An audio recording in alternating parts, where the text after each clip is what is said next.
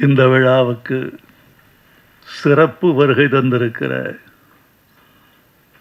தமிழ்நாடு வணிகர் பேரமைப்பின் பெருந்தலைவர், கருப்பு நெருப்பு என்று எங்களால் அழைக்கப்படும் விக்ரமராஜா அவர்களே, தயாரிப்பாளர் ராஜேந்திரன் அவர்களே, இயக்குனர் ஆதி ஆறுமுகம் அவர்களே, படத்தில் பங்கு கொண்ட கலைஞர்களே, படக்குழுவைச் சேர்ந்த நண்பர்களே, மேடையில் அமர்ந்திருக்கும் மேன்மைக்குரிய பெருமக்களே, இந்த விழாவில் பனை படத்தினுடைய பாடல்களை பாராட்ட வந்து என்னுடைய ஆதி வரிகளையெல்லாம் இந்த அவைக்கு எடுத்துச் சொல்லி என்னையும் களிப்புறச் செய்திருக்கிற இயக்குனர் அரவிந்தராஜ், பேரரசு, அம்மையார் வடிவுக்கரசி அவர்கள், இன்னும் பெருமைக்குரிய பெருமக்கள் அனைவருக்கும் என் அன்பான வணக்கத்தையும், ஊடக நண்பர்களுக்கும் பத்திரிகையாளர்களுக்கும் என் அன்பையும் தெரிவித்துக் கொள்கிறேன்.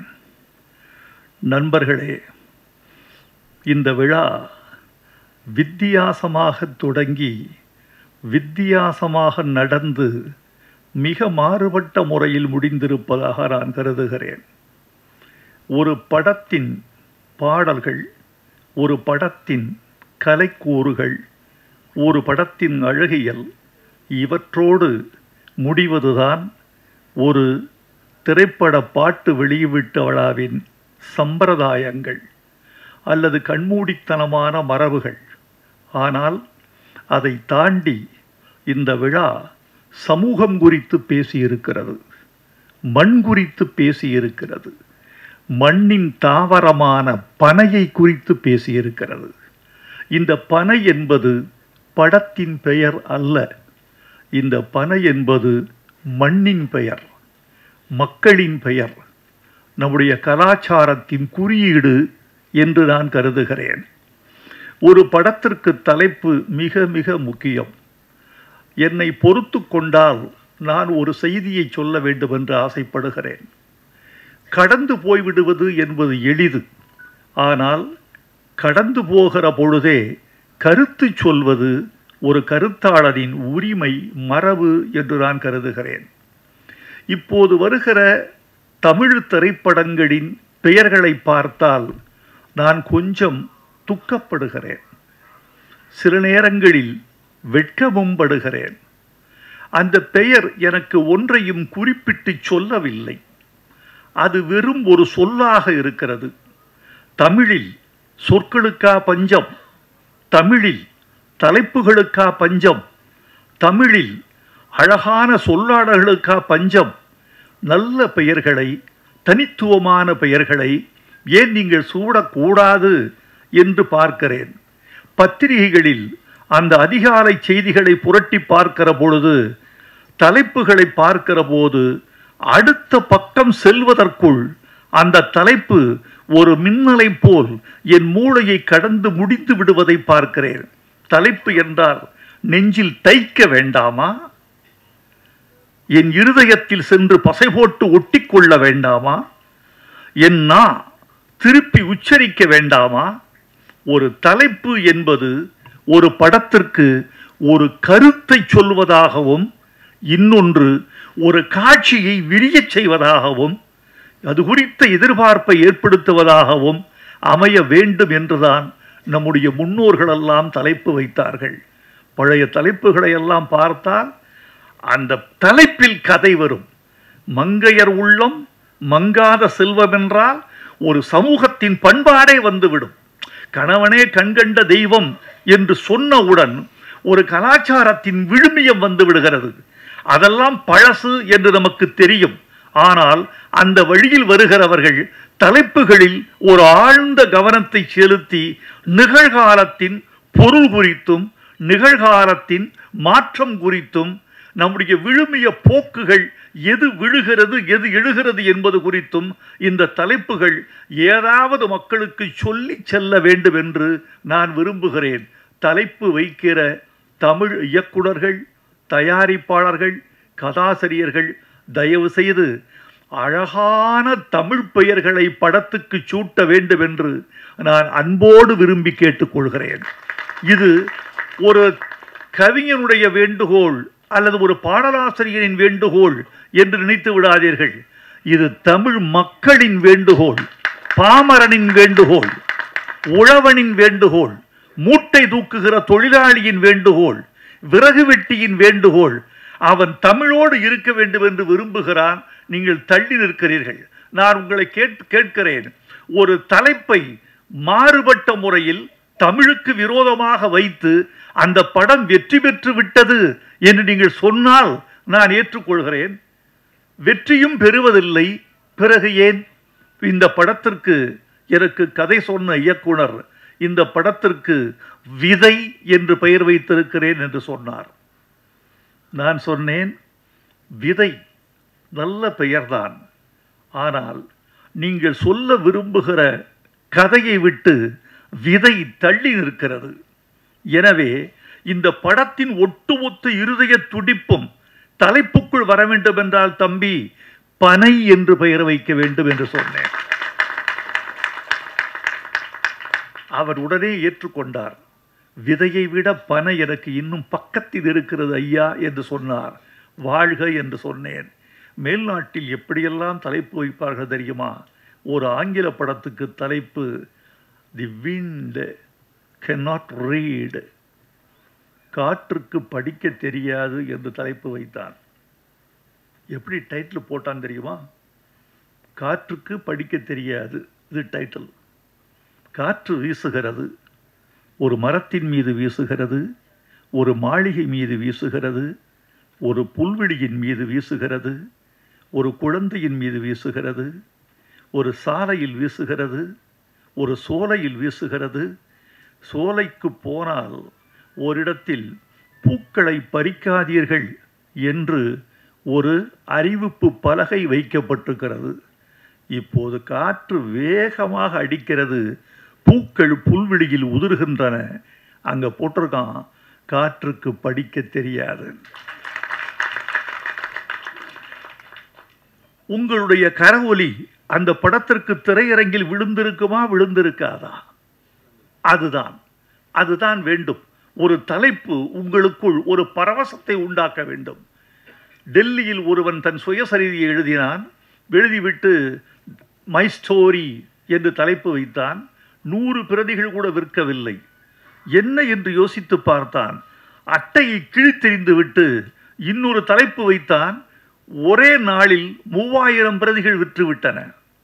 அவன் வைத்த தலைப்பு மை ஸ்டோரிகிறத மாற்றி என் மகனின் தந்தையின் கதைன்னு வச்சான். அது அவன் கதை தான், அது அவன் கதை தான். அதே தலைப்பு தான், என் மகனின் தந்தையின் கதைன்னு சொன்ன ஏதோ விவகாரமா இருக்கே என்று உள்ளே வந்தான்.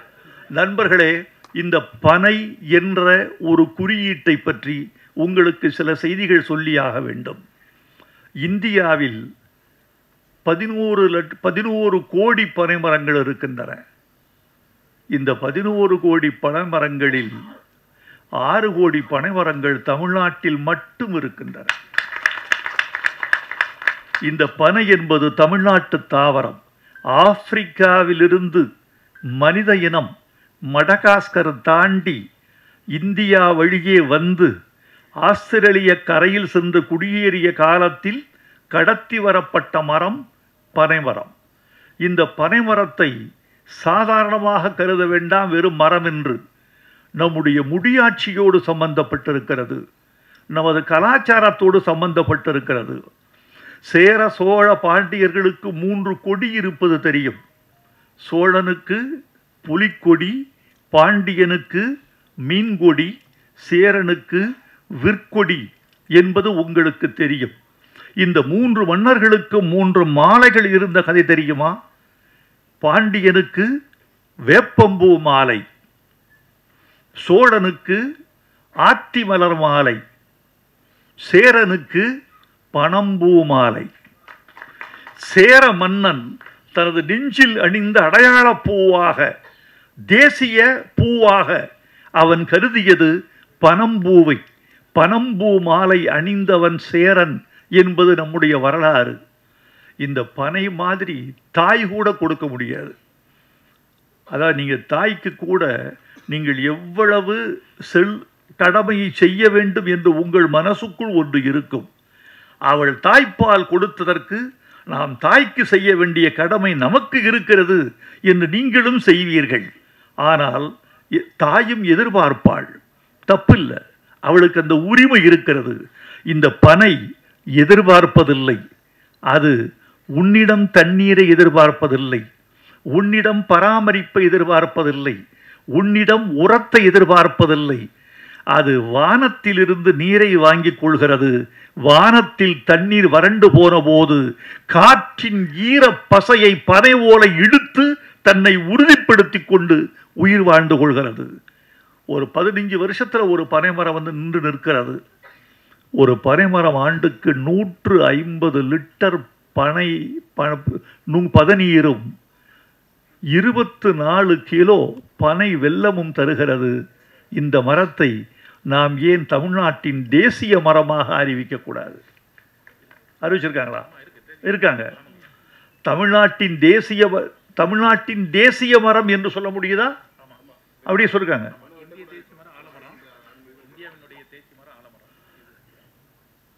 பனைமரத்தை தமிழ்நாட்டின் தேசிய மரமாக அறிவித்துவிட்ட செய்தி சொல்லுகிறது பனைமரம் எவ்வளவு இந்த நாட்டில் உணரப்பட்டிருக்கிறது என்று. இந்த பனைமரத்தை நாம் வெறும் தலைப்பாக மட்டும் கருத வேண்டாம் தோழர்களே. பனை சார்ந்த வாழ்க்கை, அந்த வாழ்க்கையோடு கூடிய மனிதர்கள், இவர்களின் கதையாக இந்த பனை இருக்க வேண்டும் என்று நான் விரும்புகிறேன். இந்த பனையை காட்சியை இன்றுதான் உங்களோடு நான் நின்று பார்த்தேன். எனக்கு மகிழ்ச்சி. படத்தில் வெற்றியின் கூறுகளை பார்த்தேன். முழு படத்தை பார்க்காமல் கருத்து சொல்வது அவ்வளவு உகந்ததல்ல. என்னுடைய விருப்பத்தை தெரியப்படுத்திக் கொள்கிறேன். இந்த படம் வெற்றி பெற வேண்டும் என்பது என் விருப்பம், வெற்றி பெற வேண்டும் என்பது என் வாழ்த்து. அதற்குரிய கூறுகள் இந்த படத்தில் இருக்கும் என்று உங்களைப் போலவே நானும் எதிர்பார்க்கிறேன். இந்த படத்திற்கு பாட்டு எழுதினேன். மணிலால் கீரவாணியிடம் இருந்தவர் வந்து இசையமைத்து கொடுத்தார். அவருக்கு என் வாழ்த்துக்களை தெரிவித்துக் கொள்கிறேன். ராஜேந்திரன் கிடைத்தார் தயாரிப்பாளராக. பனைமரம் போல ஒருத்தர் வந்தார்.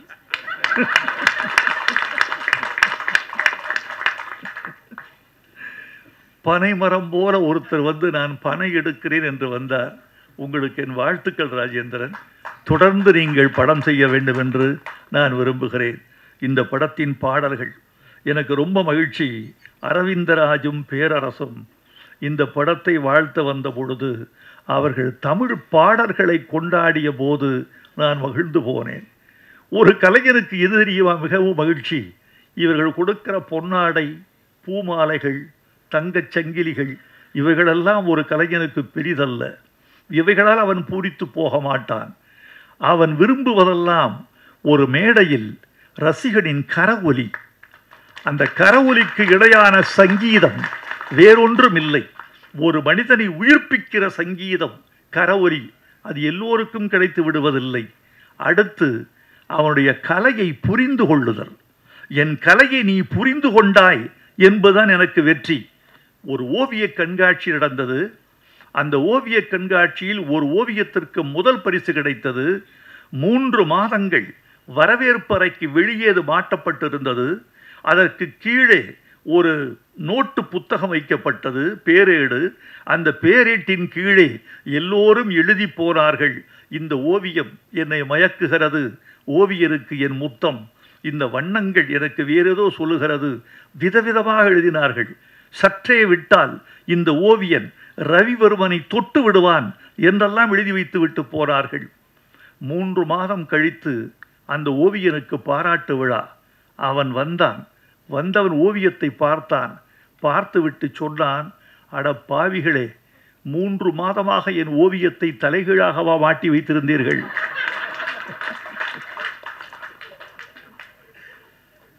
என்னை பாராட்டி புரியாமல் பாராட்டி இருக்கிறீர்கள். என் ஓவியத்தை புரிதல் தான் நான் கேட்கிற முதல் பரிசு. எனக்கு விருதெல்லாம் என் ஓவியம் ரசிக்கப்பட்டு விட்டது, தூய்க்கப்பட்டு விட்டது, என் கலையின் ஜீவனாடி அறிந்து கொள்ளப்பட்டு விட்டது என்பதுதான் ஒரு கலைஞன் வேண்டுகிற மிகப்பெரிய யாசகம். அந்த யாசகத்தை நான் இவர்களுக்கு கேட்கவில்லை. ஆனால் இந்த பெருமக்கள் எல்லோரும் சொர்க்கோ, பேராசிரியர் சொர்க்கோ தமிழ்நாட்டில் ஒரு முக்கியமான பேச்சாளன், பேராசிரியன், நல்ல பாடலாசிரியன், நல்ல எதிர்காலம் உள்ளவர். அரவிந்தராஜ் ஊமை விழிகள் செய்தவர். பேரரசு தமிழ்நாட்டு இயக்குநர்களின் முன்னணி இயக்குநர்களில் முக்கியமானவர். இவர்களெல்லாம் தமிழுக்கு ரசிகர்களாக இருக்கிறார்கள் என்பது எவ்வளவு பெரிய விஷயம். பாட்டை புரிந்து கொள்வதற்கு கொஞ்சம் தமிழின் விசாலம் வேண்டும். நான் தமிழர்களை எல்லாம் தமிழை ரசிக்கிறார்கள் என்றுதான் நம்புகிறேன். நான் நம்புவதற்கு காரணமே தமிழ்நாட்டு மக்கள் பழமொழிகள் படித்து வந்தவர்கள், விடுகதை போட்டு வந்தவர்கள். எழுத்தறிவு இல்லாதவன் கூட தமிழோடு உறவாடி வந்திருக்கிறான் தமிழ்நாட்டில். அவனை கேட்டால் விவாதிப்பான், அவனை கேட்டால் விமர்சிப்பான், அவனை கேட்டால் பழமொழிகளில் பதில் சொல்வான், அவனை கேட்டால் விடுகதைகளிலும் சிக்க வைப்பான். அப்படி தமிழன் தன்னுடைய வாழ்வோடு தமிழோடு ஊறி வந்திருக்கிறான். எனவே இந்த தமிழும் அவனுக்கு புரியும் என்று நம்பிக்கையில் கொண்டுதான் வந்திருக்கிறேன். சில பேருக்கு புரிவதில்லை, அந்த இடத்தில் தமிழ் நிலைப்பதில்லை. ஒன்று சொல்லுகிறேன், திரைப்பட பாட்டை நான் எப்படி நினைக்கிறேன் தெரியுமா? வாழைப்பழத்துக்கும் ஆப்பிளுக்கும் ஒரு வேறுபாடு உண்டு. உங்களுக்கு தெரியும், ஆப்பிள் கொஞ்சம் பணக்காரர்களின் பழம், வாழை கொஞ்சம் ஏழைகளின் பழம். வியாபாரிகள் சங்க தலைவரை வைத்துக் கொண்டு அவருக்கே பாடம் எடுத்துக் கொண்டிருக்கிறேன். ஒன்று சொல்லுவார்கள், திரைப்பட ஏழைகளின் ஆப்பிள் வாழைப்பழம் என்பது பழமொழி. நான் பாமரர்களின் கவிதை திரைப்பட பாட்டு என்று நினைக்கிறவன். வாழைப்பழம் எப்படி ஏழைகளுக்கு ஆப்பிளின் சக்தியை கொடுக்கிறதோ, பாமரர்களுக்கு கவிதையின் சக்தியை கொடுக்கிறது. நீங்கள் கொஞ்சம் புரிந்து கொண்டால் உங்கள் மூளை விசாலப்படும், உங்கள் ரசனை அகலப்படும், உங்கள் வாழ்வு செழுமை உறும், உங்கள் இதயம் மகிழ்வுறும். உதாரணமா ஒரு பாட்டு, இது புரிஞ்சுக்கிட்டு இருக்கீங்களா? மலர்களைப் போல் தங்கை உறங்குகிறாள் என்று கவிதை வடித்தார் கவியரசர் கண்ணதாசன். அதில் ஒரு வரி, தங்கைக்கு திருமணமாகிறது, வளர்கிறாள், போகிறாள், வரவேற்கப்படுகிறாள், இப்படி பாட்டு போகுது. தங்கையின் எதிர்காலம் குறித்து அண்ணன் கனவு காண்கிறான். அப்ப சொல்றான், பூமணம் கொண்டவள் பால்மணம் கண்டாள். இந்த பொருள் எத்தனை பேருக்கு புரிஞ்சிருக்கு? பூமணம் கொண்டவள் பால்மணம் கண்டாள். ஒரு கவிஞன் 10 மாதத்தை 4 வார்த்தைகளில் கடக்கிறான். பூமணம் கொண்டவள், மலர் சூடிக்கொண்டாள் மணவாளனால், பூமணம் கொண்டவள், 10 மாதத்தில் குழந்தை பிறந்துருச்சு, பால் மணம் கண்டாள். அந்த 10 மாதத்தை 4 சொற்களில் கடக்கிறான் கவிஞன். இதை புரிந்து கொள்கிற போது மொழி மீது காதல், கவிஞன் மீது காதல், நம் மீதே காதல், நம் கலாச்சாரத்தின் மீது ஒரு பெரிய செறிவு விரிவு இதெல்லாம் வருகிறது. கன்னத்தில் ஒன்னே ஒன்று கடனாகத்தாடா, கல்யாண பரிசுல என்ன அர்த்தம்?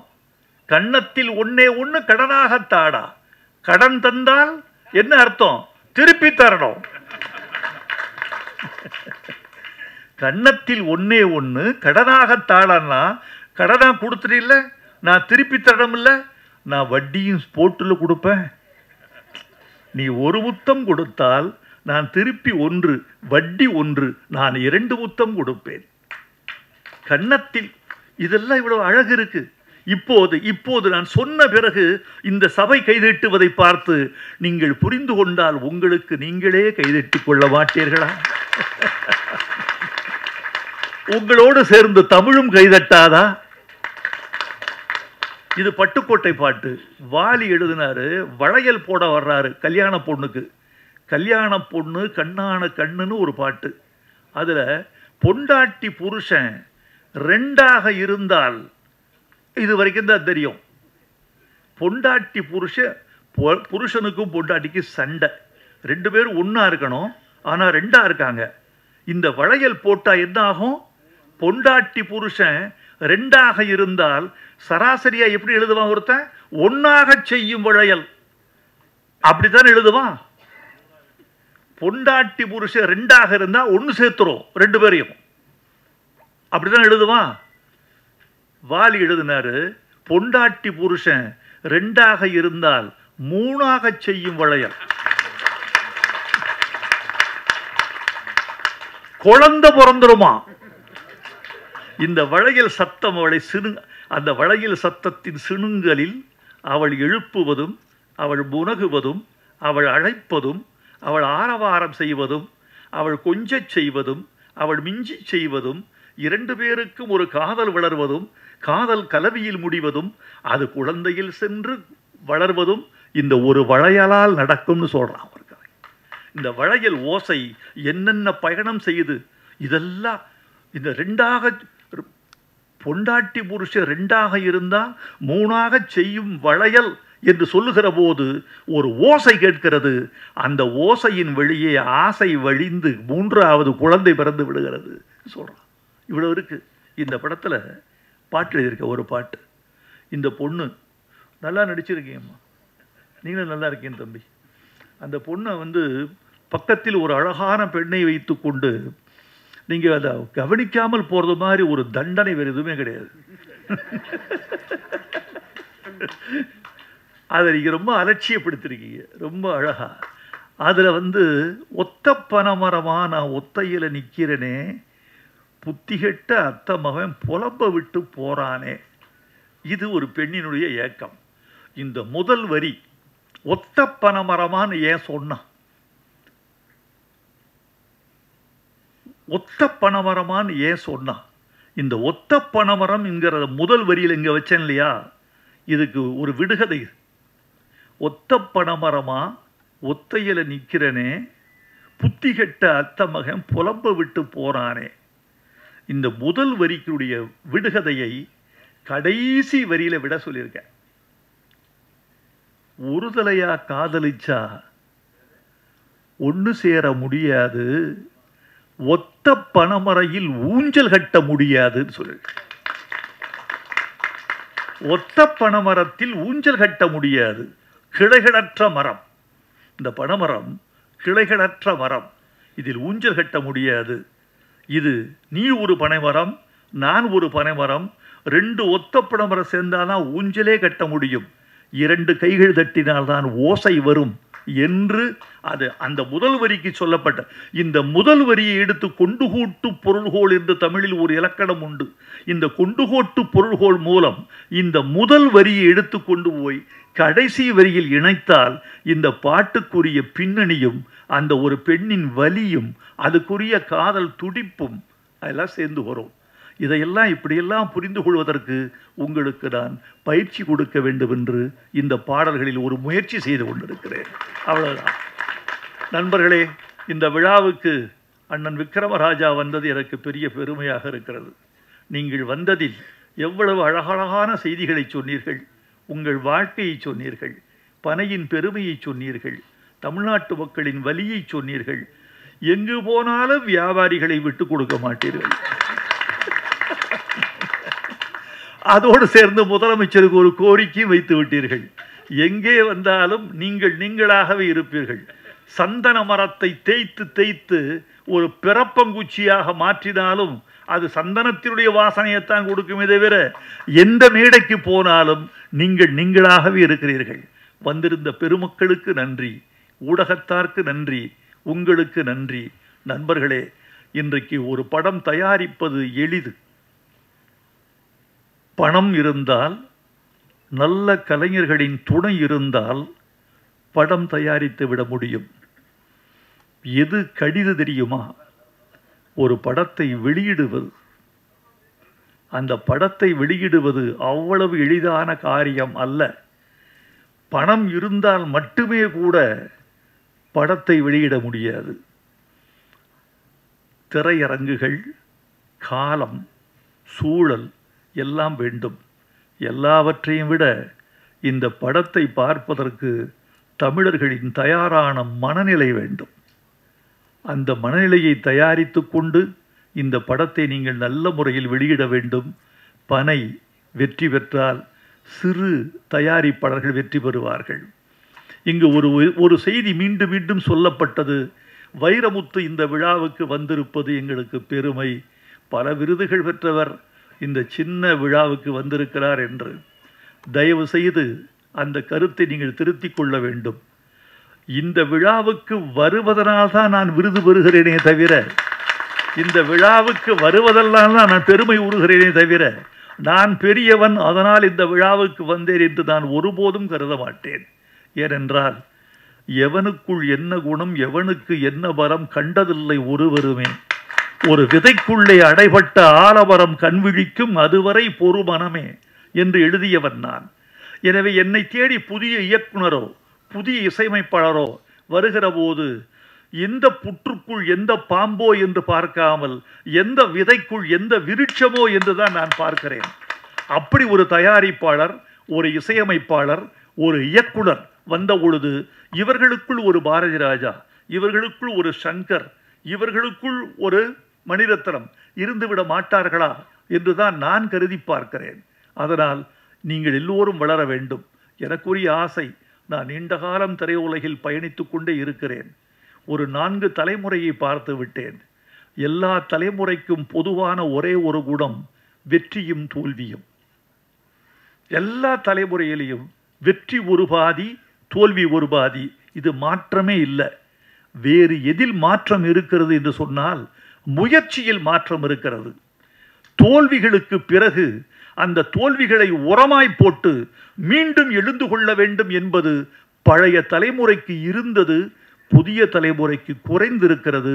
புதிய தலைமுறைக்கு ஒரு வார்த்தை, தோல்விகளை எல்லாம் பாடங்களாக கற்றுக்கொள்ளுங்கள், அடுத்தடுத்து முயற்சி செய்யுங்கள், பனை வெற்றி பெற வேண்டும். இந்த பனை ஒரு பெரிய சிறப்பு உண்டு. பனைக்கு எந்த மரமும் புயலில் சாய்ந்து விடும், எந்த மரமும் வெயிலில் காய்ந்து விடும்.